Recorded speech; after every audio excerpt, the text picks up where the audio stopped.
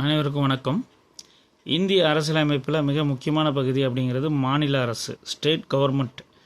இதை சம்மந்தமான ஆர்டிக்கல் எதுலேருந்து எது வரைக்கும் ஸ்டேட் கவர்மெண்ட்டை பற்றி, மாநில அரசுகளை பற்றி சொல்லக்கூடிய ஆர்டிக்கல் என்ன அப்படின்னு இந்த 152 டு 237 இதே டிஎன்பிசி கொஷினில் நிறைய டைம் கேட்டிருக்காங்க. ஸோ இதே ஒரு ஃபஸ்ட்டு உங்களுக்கு தலைப்பே ஹெட்டிங்கே ஒரு மார்க்கு தான். ஸோ அதே ஒரு கொஷின் பார்த்து தான் சொல்லுவாங்க. மாநில அரசு ஒரு 6 பிரிவுகளாக பிரிக்கிறாங்க.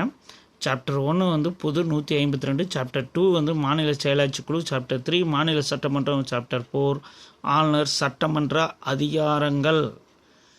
ஸோ சாப்டர் 5 உயர்நீதிமன்றம், இதுவும் அதிகமாக கேட்டிருக்காங்க. உயர்நீதிமன்றத்தை பற்றி எதுலேருந்து எது வரைக்கும் உயர்நீதிமன்றம் சம்மந்தப்பட்ட ஆர்டிக்கல் அப்படின்னு சொல்லி கேட்டிருக்காங்க.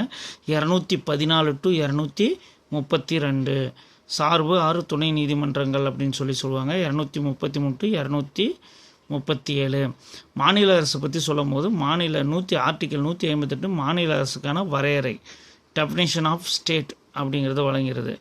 அதுக்கடுத்தது சாப்டர் 2 மாநில செயலாட்சி குழு அப்படிங்கிறது 153 டு 167 மாநில செயலாட்சி குழுவில் ஆளுநர், முதலமைச்சர், மாநில அமைச்சரவை, அட்வொகேட் ஜெனரல் உள்ளடக்கியது தான் சாப்டர் 2 அப்படிங்கிறது. அதில் 153 டு 162 153 ஒவ்வொரு மாநிலத்திற்கும் ஒரு ஆளுநர் இருக்க வேண்டும் என்று சொல்லக்கூடியது தான் ஆர்டிக்கல் 153. 1956 7வது சட்ட திருத்தத்தின்படி ஒரு நபர் 2 அல்லது அதற்கு மேற்பட்ட மாநிலங்களுக்கும் ஆளுநராக நியமிக்கப்படலாம் என மாற்றப்பட்டது. இந்த 1956 7வது சட்ட திருத்தம் என்ன அப்படிங்கிறது நிறைய டிஎன்பிசி கொஷினில் கேட்ட கொஷின் தான்.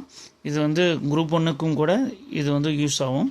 ஆர்டிகல் 154 மாநில ஆளுநரின் மாநில நிர்வாகம் அல்லது செயல்திறன்கள், எக்ஸிக்யூட்டிவ் பவர் ஆஃப் ஸ்டேட், அது 154 பற்றி சொல்லுது. ஆர்டிகல் 155 மாநில ஆளுநர் நியமனம் பற்றி குறிப்பிடுகிறது. மாநில ஆளுநருடைய நியமனங்களை பற்றி சொல்லக்கூடியது ஆர்டிகல் 155. மாநில ஆளுநர் மத்திய அமைச்சரவையின் பரிந்துரையின்படி குடியரசுத் தலைவரால் நியமிக்கப்படுவர். ஆளுநரின் நியமனத்திற்கு முன் குடியரசுத் தலைவர் அம்மாநிலத்தின் முதலமைச்சரை கலந்து ஆலோசிப்பார். அதாவது மாநிலத்தின் ஆளுநர் மாநில அரசின் தலைவர், ஹெட் ஆஃப் ஸ்டேட், பெயரளவில் நிர்வாகத் தலைவராக செயல்படுவார். யூனியன் பிரதேசங்களின் துணைநிலை ஆளுநர் மூலமாக குடியரசுத் தலைவர் நேரடியாக நிர்வாகம் மேற்கொள்வார்.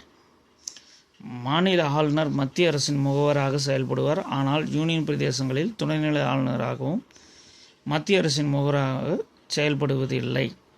கடைசி பாயிண்ட் ஸ்டேட்மெண்ட்டாக வைப்பாங்க, கன்ஃபியூஸ் ஆகிக்காதீங்க. மாநில ஆளுநர் மத்திய அரசின் முகவராக செயல்படுவார். ஆனால் யூனியன் பிரதேசங்களில் துணைநிலை ஆளுநர்கள் மத்திய அரசின் முகவராக செயல்படுவது இல்லை அப்படிங்கிறத வச்சுக்கோங்க. நாளைக்கு ஆளுநருடைய பதவி காலங்களை பற்றி மற்றதை பற்றி பார்ப்போம்.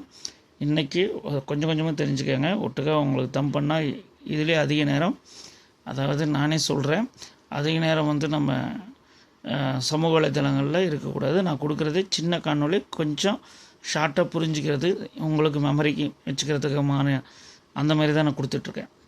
அடுத்த காணொளியில் சந்திக்கலாம். நன்றி, வணக்கம்.